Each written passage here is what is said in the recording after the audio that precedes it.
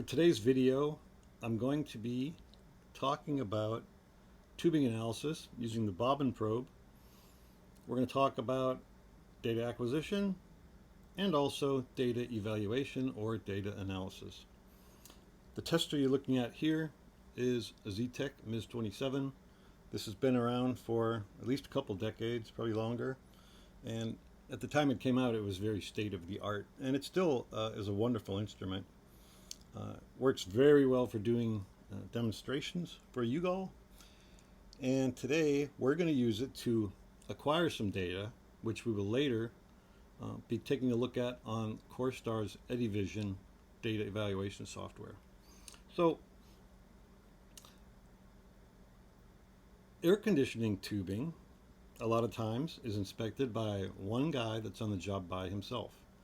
And a lot of times that data is evaluated as the technician is pulling the probe out of the tube.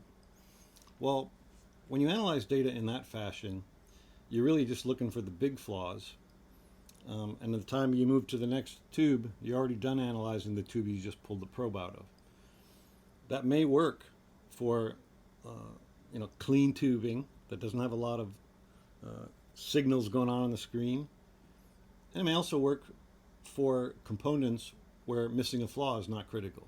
But when you get into a power plant environment where a leaking tube can mean things from downtime to lost power generation to radiological consequences, it's very important that the data analysis process is performed correctly, and sometimes that takes a bit of time.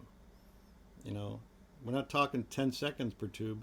You can spend hours on a tube, depending on what's going on in that tube and how many different probe types you have to analyze to get the final disposition correct.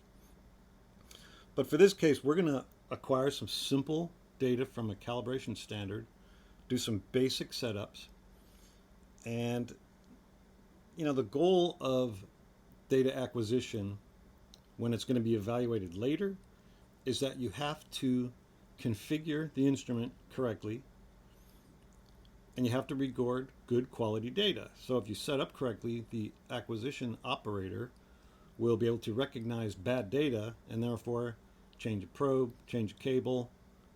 Maybe there's somebody welding next to the component. Go tell them, hey, could you finish this later? We got eddy current to do.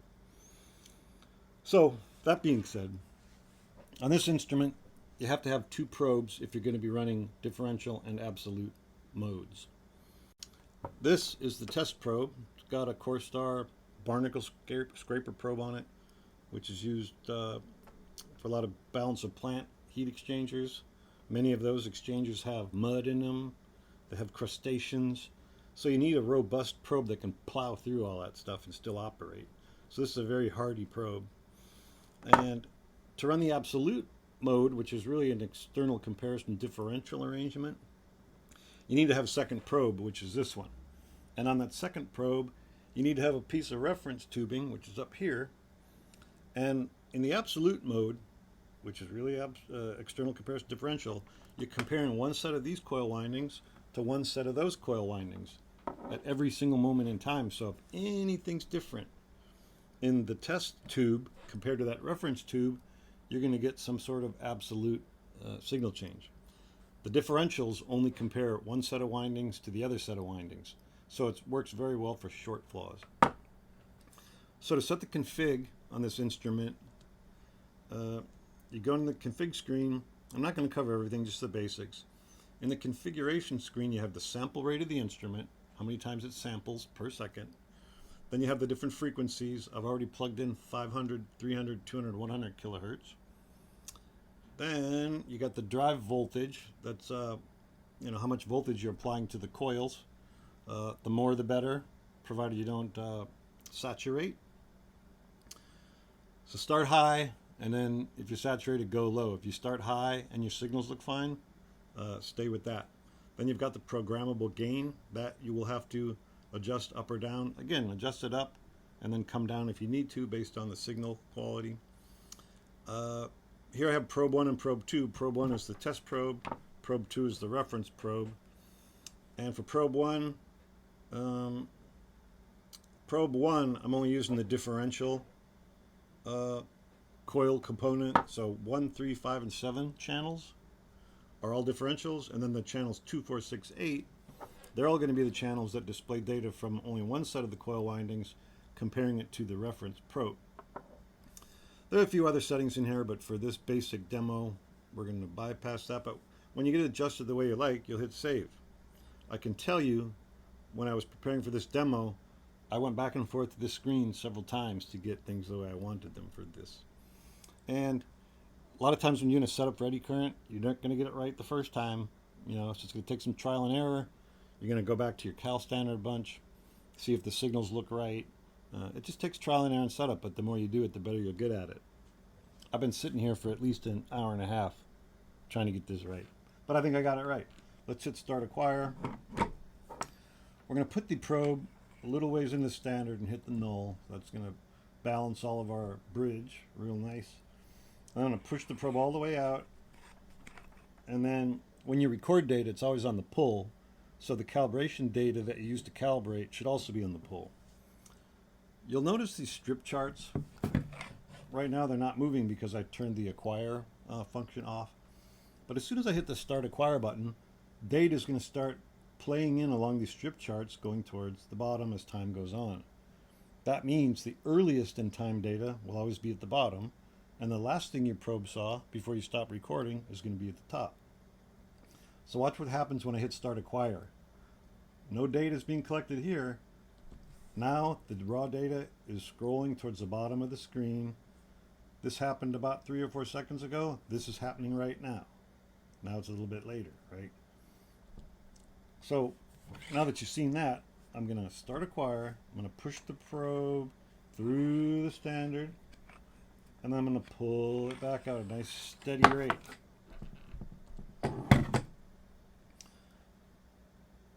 So you got 2 sets of data here, right? Those are both the cal standard.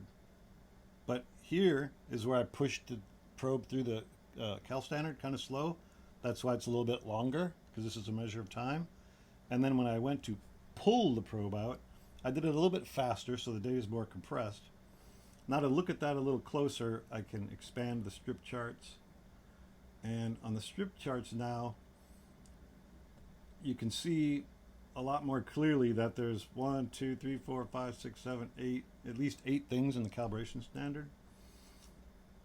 And let's see, as far as the Lissajou display here, currently there's 4 channels displayed in there. Each channel has a different color. Frequencies don't have different colors, but the channels do. So 500 kilohertz differential is green, but 500 kilohertz absolute is red. So what I want to do first is find the signal from my 100% hole, and it happens to be right there. So what I want to do is I'm going to take my window size here, and I'm going to shrink it down a little bit so I can isolate just the signal from the 100% hole. And let's see, that's going to be this one right here. So as I move the cursor, it updates all of the channels. So these are differential channels, 500 kilohertz, 300 kilohertz. These are absolute channels, 500 kilohertz and 300 kilohertz. Now a lot of times for data acquisition, rather than look at the 100% flaw on all 4 of these channels, what they'll do is take the signal from a tube support plate, which is that guy, and here I'm going to make my window a little bit bigger so I can get the tube support plate signal in there.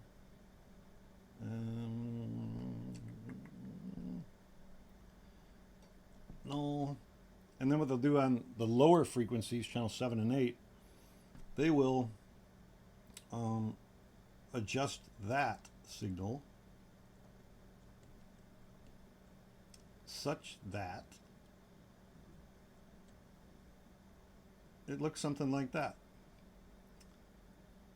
Then they'll go to channel 8, which would be the absolute version of that, and then we'll rotate the tube support signal something like that.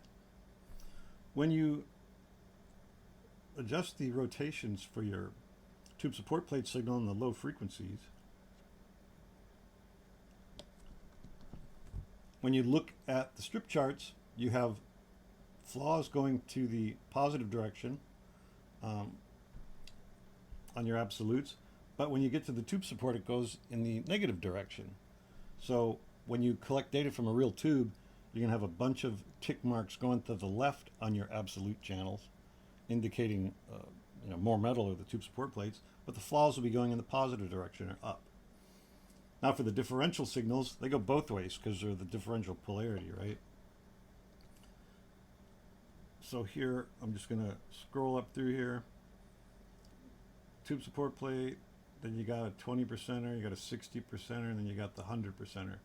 Now it turns out these are pretty well calibrated already because I went through and calibrated them to make sure that the presentation looked good for you all. But when you first collected this data, it's not going to look like that. You might have that for channel 1. Then for channel 2, you might have something like that. Now, since we're at it, we'll go and screw up channel 3.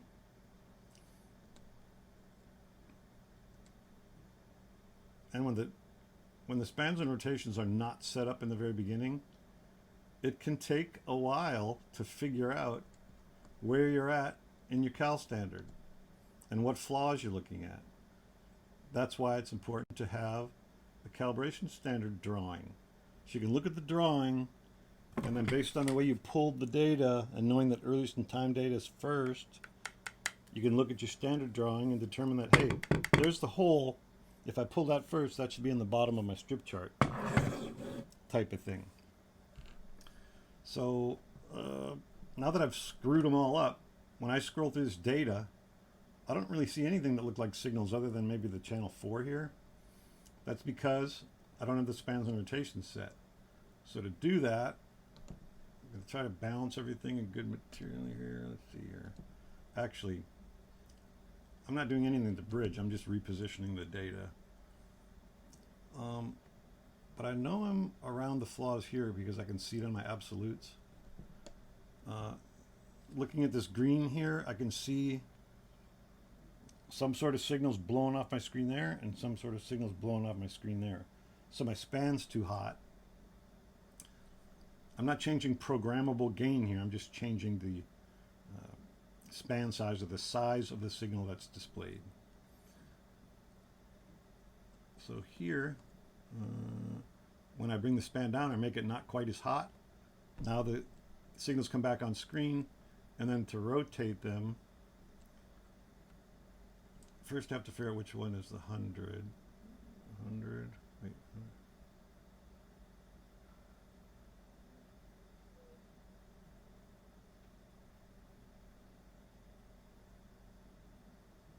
I think that one's my 20s.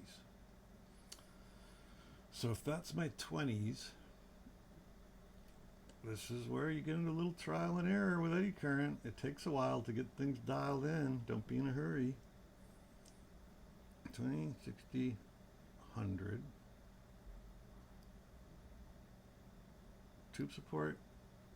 Oh, problem there. I'm scrolling through the data in the direction it was recorded. Differentials are going up first.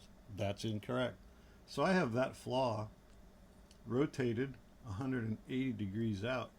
So when I bring it like this, and now I go and scroll back through the data, that 20% signal starts down and to the right, down and to the left. There I got my 60, and there I got my 100% through wall hole. So typically what you would do on an acquisition side is you'd set that about 40 degrees or probe motion horizontal, depends on what your procedure says. And you would set the span to be whatever your procedure calls for. Now remember, we screwed channel 2 up also. I can see the span's too small, so I'm going to pump that signal up a little bit, but not too much. And here's probe motion, so what I'm going to do is set that phase to put probe motion horizontal, and then I can bring in a little bit more on screen. This is probe motion here, and we have our flaw signals going up. Next, we'll go to 300 kilohertz differential. That span is too small. And I'm not sure if the phase is right on those. So what I need to do is go and scroll through the data again. Okay, that's not right. So since I already calibrated channel 1, I know that's the 100%er. And I adjusted the rotation of the channel 300 kilohertz differential to be incorrect before. So now what we'll do is we'll make it correct. So we're going to rotate it like that. And then what we have to do is, to make sure it's not upside down, we're going to scroll up through the data and should start down first. So that's the 20%ers, there's 60, and there's the 100. And channel 4 is one that I didn't purposely screw up before. So you can see we got 2 differential channels that look good. What I'm going to do here is change my window size a little bit so you can see all.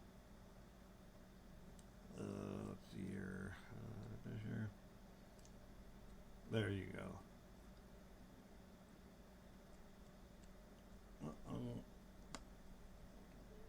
Don't be in a hurry when you're setting up data analysis. There, now you can see them real clear. That's good quality data on all 4 of these channels anyway. But if I wanted to just flip through all of them, I could go to the display config, and if I just go next channel,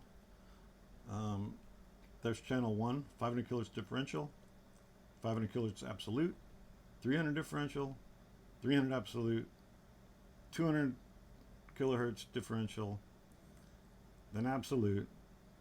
Now 7 and 8, we set those up on something else, right?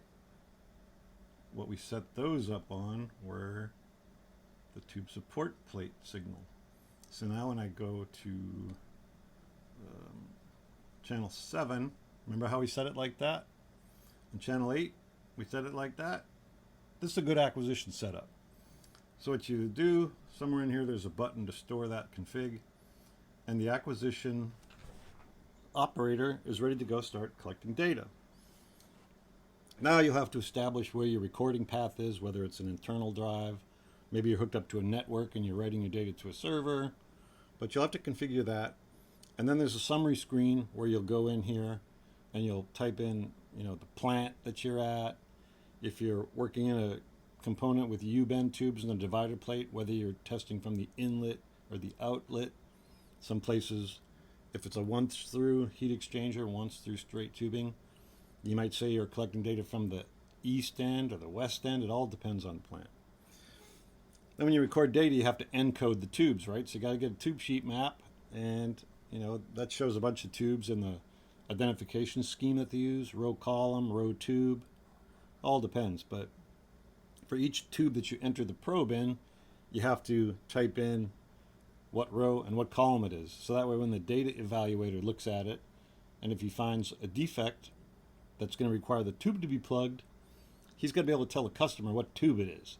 And the way he knows is because the acquisition guy hopefully typed in the right encodes when he recorded the data. So all that being said, this unit works nicely for recording a bunch of data, and then next we're going to look at what that data looks like when we bring it over and look at it on the CoreStar Eddy Vision software. So stay tuned.